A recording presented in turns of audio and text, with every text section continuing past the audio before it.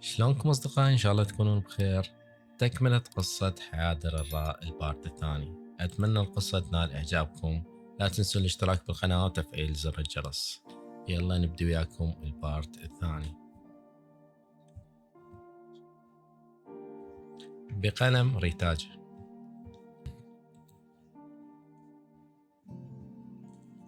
هي صدفة وانخلقت إلي من بعدها الحياة ثانية. روح رجع أبوي ريتاج، وين أرجع؟ ما جاوبني. دق تليفونه أرفعه وجاوب. حيدر، أخوي ريتاج. التفت أشر لي براسه وإيده داخل جوه، وطلع برا القاعة. رجعت دخلت وقعدت يم أمي. كان لبسه كلش مرتب، هيانك أسود أبو الرقبة، هاينك أسود أبو الرقبة، وسترة كابوي بيج ما بيه هردان، وبنطلون أسود. أما الحذاء ما انتبهت. غلست على الموضوع وركزت على يومي. باوعت على العروس حاضنة أمها ودا تبكي. اجى اخوها ما حضنها. اخر شي اجى العريس سلم على ابوها وباسه من راسه. لزم ايد العروس وطلعوا وقبت الهلاهل. اجت البنية اللي اخذت لها صور قبل. حوراء رتوش تعالي. ريتاج هلا عيني. حوراء حبيبي وينك؟ تاخذي لي الصور بسرعة عادي؟ امس كلش عجبني. عادي حبيبي صدق كذب تعالي. أخذت تليفونها صورتها صورتين ثلاثة وردت. تسلم هاي الأيادي الحلوة، تعالي آخذ وياك. ريتاج حبيبي دللي. ما قلت شي، أخذت كم صورة وياي. رتوج عندك انستغرام أدزهن إلك؟ ريتاج شنو انستغرام؟ حو... حوراء برنامج تواصل اجتماعي. ها اي عند أمي. هاج لعد هذا اليوزر أحفظيه يمك. حفظت اليوزر يمي وقلت لها يلا خلي نطلع. حوراء أقول لك شو صارت صنطة بس لا طلعوا. ما أعرف، نطلع ونشوف. طلعنا متوجهين للسيارات. بعدهم ما محركين.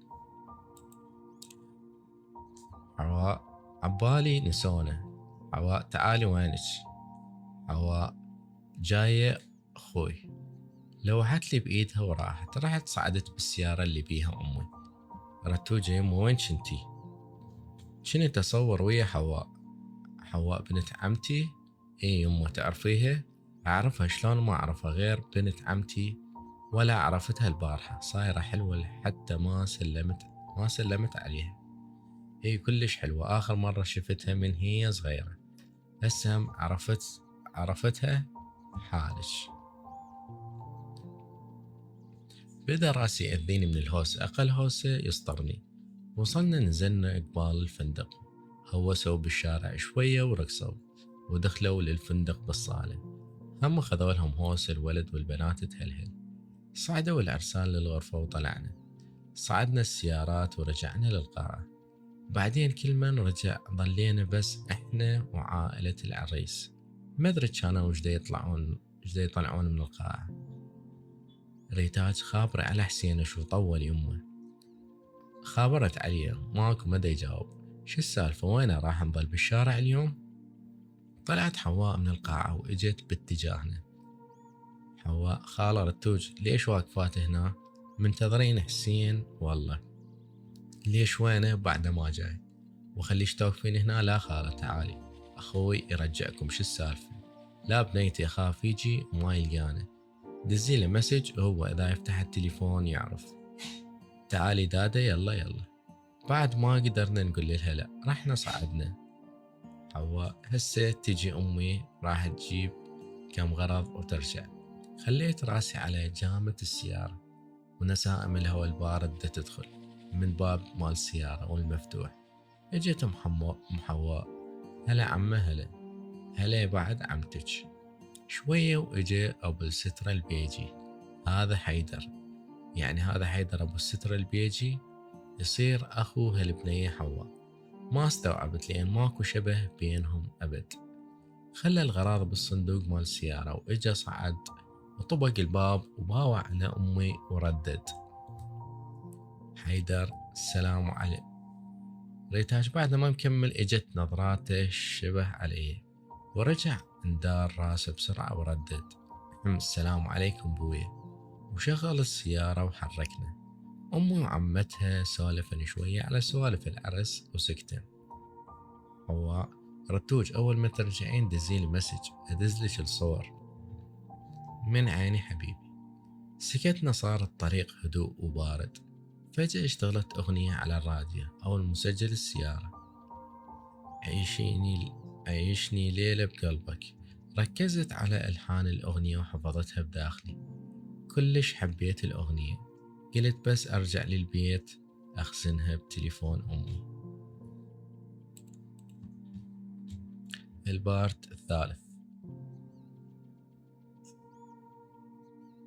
عيناها العسليتان ألذ من العسل نفسه. حواء: وصورك وهذيك البنية. يا بني حيدر. حواء: روحي بسرعة جيب السويتش فوق. رحت فوق، صعدت ركض لغرفة حيدر، جبت السويتش ونزلت انطيته إله. حرك السيارة وطلع ما أعرف وين. حواء: وينك؟ ها أمي. حواء: ها بشر لقيتي الجنطة؟ حواء: يا جنطة أمي غير ناسيتها من المرطبات. قمزت أمي. حواء: شنو؟ حواء: وداعتك. راح حيدر راح يجيبها إن شاء الله. بيها التليفون أكيد. اي عزل عزاج يا مفلوقة. ما مخليه وحدة بالعشيرة ما عندي صورتها. البيت نبيعه وما يكفي الفصول كلها. يمه شو تفاولين هسه؟ قول يا الله.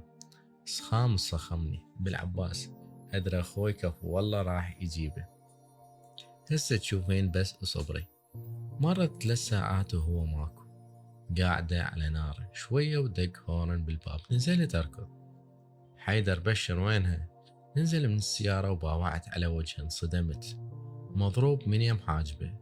شهقت وقلت له: حيدر شبيك؟ احكي. جيبيلي مي بويا. رحت ركضت للمطبخ جبت قلاص مي. حيدر قلبه راح يوقع. قول شي حيدر. الانذال عزا منو؟ حواء: خليني احكي لا تقاطعيني. وروحي راح تطلع وحق محمد. احكي اسمعك. رحت المحل المرطبات. اول ما طبيت صحت بيهم: وين الكاميرات؟ الولد: يا كاميرات ايش تحكي انت؟ طلعون الكاميرات. لا هسه اقلبوا المحل على روسكم ومحمد. اخوي استهدي بالرحمن قول يا الله خلي نفتهم السالفة. اقعد واحكي لنا شنو صار. هي مال قعدة لا عليك العباس. شو ودوني لغرفة الكاميرات؟ يا كاميرات اللي تحكي عليها. نفتهم السالفة يا الله. جنطة ضايعة هنا. الولد: متأكد؟ تحقيق هو لو شنو؟ اقول لك الجنطة ضايعة هنا. تقول لي متأكد؟ تقول لي الكاميرات ما يشتغلن افضها. حيدر: شبيك تحكي مشمر؟ شو تعال انت عاجبك تنخبز؟ طحت له دق. جو 2 هم وياه طبقوا هم انطيتهم المقسوم. حيدر: خابز 3 وبس حاجبك متأذي؟ شاش تريدين بوي؟ شو قومي جيبي لي بطاقة الاي كلاود مالت التليفون بسرعة بويا استعجلي. خلي اروح على محل موبايلات. راحت صعدت جبت بطاقة الاي كلاود ونزلت. انطيتها إله. حرك السيارة وطلع. رحت لأمي. حواء: بسرعة قلاص مي. رحت للمطبخ دا تصب مي. نزل حليم. حواء: وين العشاء؟ ما ادري هسه اسأل امي. خذت القلاص ورحت. حواء: يمه شو نسوي عشاء؟ يا عشاء خلي نشوف العزا وين. اجا اخوك لو بعد شو طول. اجا قبل شوية. سولفت لها الصار خرطت خدودها وقالت: يمه حيدر يمه ابني. وين راح وين ولا هسه يتعارك؟ يمه والله ما يتعارك راح المحل موبايلات. عزل عزاني. بهاي الأثناء دخل حليم شكو يمه صاير. حواء مضيعة تليفونها وبيه صور بنات العشيرة كلها. حواء: بعد خلي تليفون يمك الفاهية. ناسيت لي تليفونها بمحل وجايتني. ما حسيت إلا جتني دفرة من أخوي حليم. والله عبالي ويا العلاليق. ثواني وإجاني وجع كلش قوي ببطني.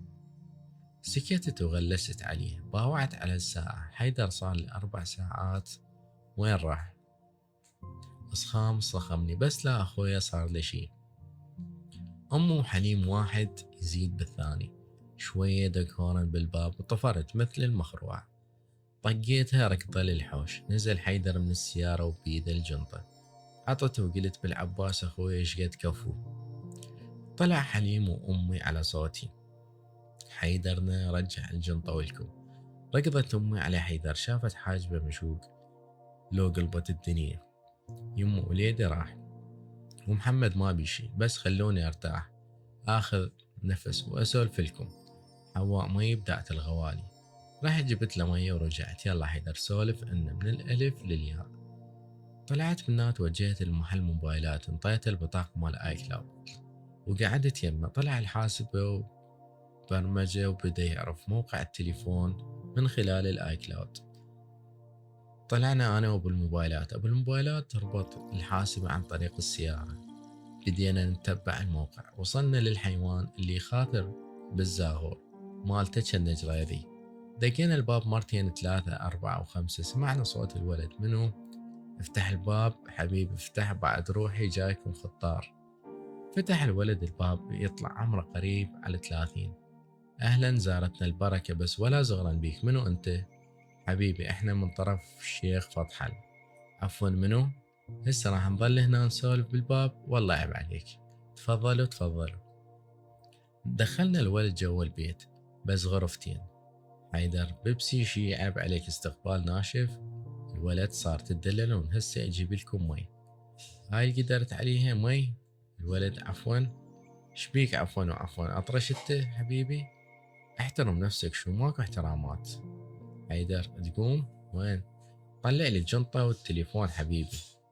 الولد بدأ يمسح بجبينه. يا تليفون حبيبي من الأخير طلع لي التليفون، لو أخبزك وتطلع إلي. سكت. خوش عرض لا تفوته. الولد ما عنده أي جنطة. عن يا جنطة تحجون أنتو؟ متأكد مو؟ إيه. هو قال هيك وكان جنى على نفسه. ضربته بوكس على خشمه. هو بوكس وهو نام بالقاع. طلع الجنطة لابن العباس أبو فاضل أجنزك جنازة هنا. الولد بالكنتر بالصندوق هاك هذا المفتاح. جبان مو قد البوق تبوق ليش جنك جريبي. خذت المفتاح وسحلته وياي. حيدر هاك المفتاح افتحه وانطيه الي وجيب التليفون. تليفوني ليش؟ بدون ليش حبيبي، اضوج من الليش نفذ ونشب. راح الولد وراح ويا ولد ابو الموبايلات. اجا وانطل الي موبايل الحيوان وفتح الصندوق. طلع شنطة حواء وجنسيتها ومطشر الغراض. حيدر ابن المن مفتش بالجنطة. خوسته جنسته. فتحت الجنطة اكو فلوس ما موجودات. غلست عليهن. طلعت التليفون شفته ما بي شي. اخذت تليفونه وشمرته على ابو الموبايلات. فرمته الي وامسح شكو شي بي واطلب اللي جرالك. انداريت على الولد. ها موافق حبيبي؟ رجعت انداريت على ابو الموبايلات وقلت له توكل ضلعي علامة السكوت الرضا وغمزت له تأمر أمر أبو الحيادر. فرمته رجع انداريت على الولد. خانس الجريدة مالتنا. احمد ربك ما راح ابلغ عليك. الله يرحم بيك اليوم ما اخذت المقسوم مني. لو بعد تدفن نفسك جوا القاع هم طلعك، ولا تفكر تخطي خطوة ما تعجبني. يلا سلام. يمه ابني لو صاير لك شي فيدني هذا الجريدي. ليش ما بلغت عليه يمه؟ ما يحتاج اي خطوة يخطيها اعرف بيها. عزل عزاني هذا كله صار وياك. اوقف خليه يشوف تليفوني، خاف ناقص شي منه.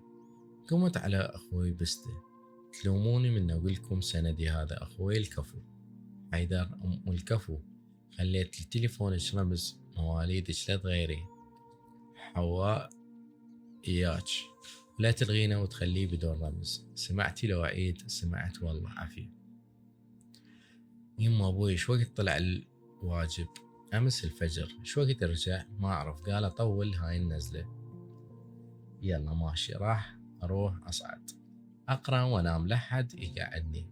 راح صعد اخوي. رحت نظفت الهوسة اللي سويتها بمصيبتي ولميت العلاليق وعزلت البيت ورحت لامي. عروسة حليم شو خانسة، حتى ما اجت شاركت بالاحداث الحاسمة. ام حواء اوفج من البنية ام المصايب. عروسة اول ايامها هاي. هسه ايش قلت اني يا حجيها؟ يا حجاية رجع لمكانك. صدق هذا حليم صاعد نازل قايد سووا عشاء. هيك الزواج يجوع. ادبسس قوم وولي عني وسوي زقنبوت. حواء اريد اتزوج يمه، ادور ليش نسيب لو متوفر يمك. حواء راح اقوم اخبزك، ما حد خبزك اليوم. حواء قايمة قمت من يم امي رحت اسوي عشاء. اجا نفس الوجع اللي اجاني قبل شوية، ما تحملت، لزمت بطني بكل قوتي. شي 5 دقايق اختفى الوجع، رددت الحمد لله ربي. رحت بديت اسوي عشاء. مرت حوالي يومين ما بيهم شي خالية من الأحداث. قعدت الفجر كالعادة، أنزل أتوضى وأصعد، حسيت أكو شي غريب دا يصير. هم غلست علي وصعدت، كان إحساس لا أكثر. مرت الأيام إلى أن إجا يوم السبع. أمي ريتاج جيب الشاي وتعالي خليه على الصوبة، واكو بسكت بالكاونتر جيبيه خلنا نتعصر. صار يمه. رحت طلعت البسكت ووديته وشغلت الصوبة وخليته بالحديقة. قعدنا وأنا وأمي. ريتاج تروحين للسبعة باكر مو؟ لا يمه يجوز ما أروح، تعبانة. سودة علي يشبيك؟ لا يظل بالك مجرد تعب يمه. أذن أذان المغرب، طفينا الصوبة ودخلنا جوه. رحت توضيت وصليت، كملت نزلت أسوي عشا ويا أمي. حواء قالت أخابرها قد شوية ليش ما تجي رتوج. ريتاج هسه عيب من البنية، أقول لها ما أروح. أمي ريتاج هو يوم وثاني يوم نرجع يمه. أشوف يمه. كملنا عشا وصلت المواعين، أخذت تليفون أمي ورحت صعدت فوق. خليت الهيدفون برني ودق التليفون. باوعت اتصال المتصل حواء. أول ما فتحته إجاني صوتها: عوف السلام والرسميات، ليش ما تجين؟ ضحكت وقلت يا حبيب والله تعبانة شوية، تعالي يا معودة هنا جونا يخور إلك أم التعب من المصايب وغيرها. رتوج من الأخير تجين وغصبا عليك داده. حرج شنو أقول، فظلت الموافقة وقلت لها صار من عيني، أبوس عينك أني. يلا حبيبي أمي دا تصيحني حروح، باي باي حبيبي. نزلت قلت لأمي راح أروح وياك. همزين اجتك حواء يا ربي، حطلعك من قوقعة الكآبة اللي عايشة بيها. ريتاج شكلها حواء حتعدل، شكلها حواء حتعدلني.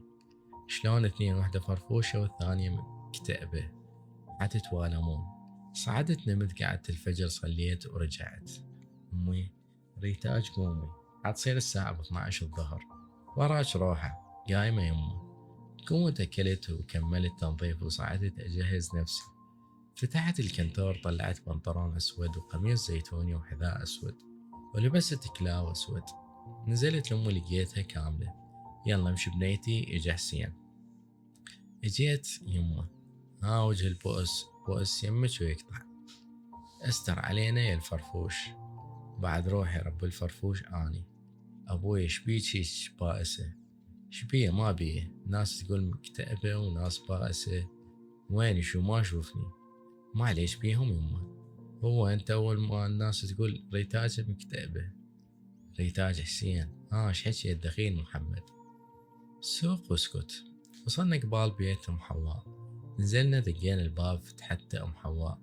هلا عمه، هلا يا روحي. دخلنا جوا وحسين تشلبت بي ام حواء ما قبل. قال عندي شغل والله، وحرك السيارة وطلع. دخلنا جوا. أول ما دخلنا إجت حواء تركض وحضنتني. تريد ما تجي؟ قلت محمد أجيها للبيت وآخذها. ضحكت وقالت يلا تعالي فوق نسولف. صعدنا فوق وأخذنا الوقت بالسوالف. طلعنا من غرفتها، تلقتنا أسماء عروسة حليم. حواء هاي منو ولا أعرفها؟ طبعا ما تعرفيها، هو أني وبعرسك عرفتها. تخيلي أسماء أمي تصير عمة أمها، وبهذا عمري تعرفت عليها. وين كنتي رتوج؟ المهم أسماء هاي رتوج الرفيج الجديد. أسماء هسه تبدليني؟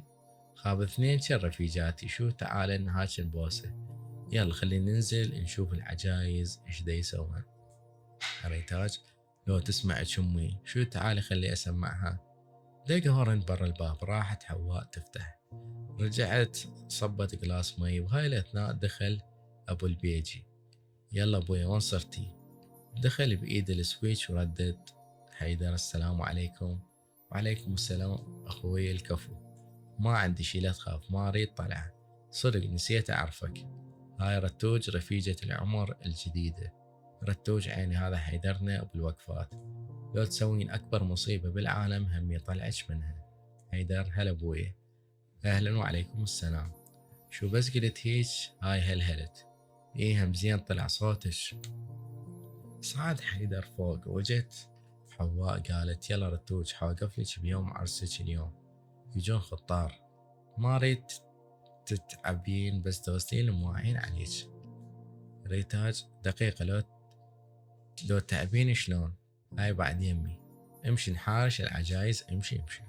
اجينا قعدنا يم امي وام حواء. ام حواء هاي مفلوقي خيرك، شلون بعجايزنا هسه؟ ام حسين اعذريني انا ما عندي رسميات، عندي ميانة اللي بقلبي على لساني. ام حواء ولك مفلوقي عيب عمتك هاي. حواء جدر ولقى قبقه. هاي علي من ولك، انا وامي ميتات ضحك. شوية واخو حواء صاحلها. حواء بويا تعالي، جاي اخوي الكفو، ثواني خلي اصبغ بيك. ام حسين عمي شايفه هذا حيادرتنا فد واحد كفو يخرخر كفو. او في المرة قومي اخوك يصيحك. يما استش حكيت؟ جيت اخوي، ها بعد روحي حيدرنا. منو جاي؟ ام حسين وبتها رتوج. مو قلت لك هسه ليش تسأل؟ حواء اكره كلمة ليش. نسيت اعذرني بعد روحي. يلا حروح فد شوية يجون خطار، أنا حصعد فوق ما أنزل. ليش؟ إيش قلنا؟ سكتت. يلا رايحة داهر العجايز. صعد حيدر فوق، رحت يم أمي وأم حسين. عجايزنا قومن، حيجون خطار حركن نفسجن. عليك الله أم حسين مو تزعلين من الحكي مالتي. رتوج انتي توقفيلي إذا زعلنا. لا أم حسين رفيجتي ما تزعل، مو عجوزتنا أقصد أم حسين. شبيكم تحكوا شي بس تتمضحكن؟ أم حسين وين شيبات حتى شعري بعد يخبل. لا عم دا أقصد على أمي، شوفيها شيباتها دخيل المحمد شقد حلوات. أم حواء شنو نوع صبغك؟ يا صبغ هي حنة، تجيبيها من العطار وتجي. طقطقهن علينا شوية وندق الباب. راحت حواء تفتح اجوا وراهن 2 نسوان و4 بنات. يما هلا شو طقولنا الهلهولة؟ طقتها حواء بهالهولة. هاي البنية مخبلة مو صاحية. رتوج بعد جيت يمي حطلعج أسطى بالإخبارات مركز أول. رحنا نسلم على البنات والنسوان. ليلى هلا يا حلوة، ما عرفنا عشاني. ليلى هلا حبيبي أنا ريتاج. اسمك حلو انتي لحلة. راحت البنية قعدت يم النسوان، هم قعدت يمهن. راحت حواء قالت أخوي صيحني. رحت إليه قال جيبي لي السويتش من فوق أروح أجيب عشاء. رحت صعدت فوق، رحت أدور على الميز ما لقيته. بديت أفتح المجرات كلها أوراق وأغراض، سديتها. فتحت الثاني دورت بيها، جذبتني علبة لونها أخضر فستقي مقفولة. دورت أكو قفل صغير بصفها كان. شعجب أخوي يشتري هيج. فتحتها وأشوف سلاسل على شكل حبة فستق ذهب، وبصفها ورقة صغيرة مكتوب بيها هي كالفستق مظهرها صلب لكن ماذا عن داخلها. واللي هنا يخلص هذا البارت حبايب. إذا تريدون نكمل لكم البارت الخامس اعطونا لايك للفيديو وتعليق من ايدكم الحلو.